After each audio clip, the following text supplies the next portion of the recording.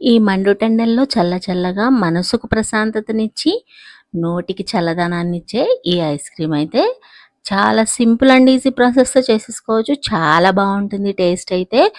మీ ఇంట్లో ఉన్న ఇంగ్రీడియెంట్స్‌తోనే ఎటువంటి ఖర్చు లేకుండా చాలా సింపుల్‌గా చేసేసుకోవచ్చండి. ఒక్క కర్బూజా ఉంటే చాలా బావుంటుంది. మనం బయట కొనుక్కున్న ఐస్ క్రీమ్ కంటే ఇదే చాలా టేస్ట్‌గా ఉంటుంది. ఇప్పుడు మనము ఈ వీడియోలోకైతే వెళ్ళిపోదాం. Anyway welcome back my channel MOS garden world. నేను మేహిమ. ఇప్పటి వరకు మన ఛానల్ని సబ్స్క్రైబ్ చేయని వాళ్ళు సబ్స్క్రైబ్ చేసి ఒక లైక్, సబ్స్క్రైబ్ చేసి షేర్ చేయండి మీ ఫ్రెండ్స్కి, ఫ్యామిలీ మెంబర్స్కి. ఇదిగోండి ఐస్ క్రీమ్ చూసారా ఎంత బాగా వచ్చిందో. చక్కగా ఇలా కర్బూజాని కట్ చేసేసుకొని తినేసేయచ్చు అనమాట. ముందుగా మనం ఒక కర్బూజాని తీసుకున్నాము. దానిపైన ఇలాగా ముచ్చుకనైతే ఒక పావు వంతు వరకు కట్ చేసుకోవాలి. అలా పావు వంతు వరకు కట్ చేసుకుంటే ఇది మనకి పైన మూతలాగా అనేది ఉపయోగపడుతుంది. దీనిలో ఉన్న గింజలన్నీ సపరేట్ చేసేసుకోవాలి.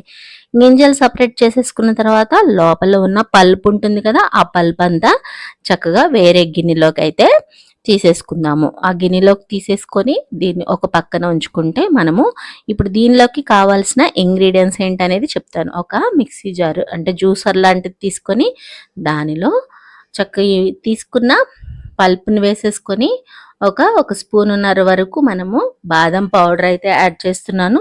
ఒక 10 వరకు జీడిపప్పులు, ఒక 10 వరకు బాదం పప్పులు, ఆ తర్వాత వెనీలా ఎసెన్స్ ఫ్లేవర్ కోసం అనమాట. ఐస్ క్రీమ్ ఫ్లేవరు చాలా బాగుంటుంది వెనీలా ఎసెన్స్ వేసుకుంటే. లేని వాళ్ళు యాలకుల పొడి వేసుకోండి. ఒక అరకప్పు ఓట్స్ అయితే యాడ్ చేసుకున్నాను మనకి చిక్కదనం రావటానికి అనమాట. కార్న్ఫ్లోర్ ఉంటే అదైనా వేసుకోవచ్చు, లేదంటే కస్టర్డ్ పౌడర్ అయినా పాలు కాచి వేసుకోవాలి. ఇప్పుడు కాచిన పాలు ఒక గ్లాసుడు, ఒక పావు కప్పు వరకు బెల్లం అయితే వేసేసుకుని 2 యాలకులు కూడా వేసేసుకుని చక్కగా ఇలాగా గ్రైండ్ చేసేసుకోవాలి.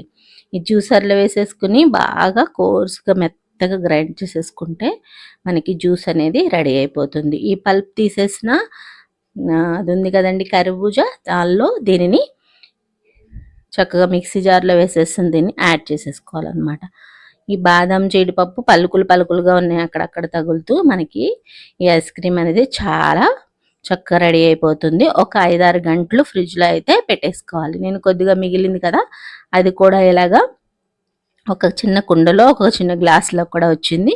ఇది కూడా మనము కుల్ఫీలాగా చేసేసుకోవచ్చు. ఇది లోపల ఫ్రిడ్జ్లో డీప్లో పెట్టేసుకుని ఒక ఓవర్ నైట్ పెట్టేసుకుంటే బాగుంటుంది. ఇదిగోండి ఇలా పెట్టేసుకుని చక్కగా రెడీ అయిపోయింది ఐస్ క్రీము. ఇలా రెడీ అయిపోయిన ఐస్ క్రీమ్ని మీరు చక్కగా టేస్ట్ చేసేసుకున్నారంటే చాలా చాలా టేస్ట్గా ఉంది, సూపర్గా ఉందండి. మీరు కూడా ఇంట్లోనే చక్కగా ఇలాగ ఈజీగా ఐస్ క్రీమ్ చేసుకోండి. థ్యాంక్ యూ అండి. ఒక లైక్ చేయండి. Thank you for watching.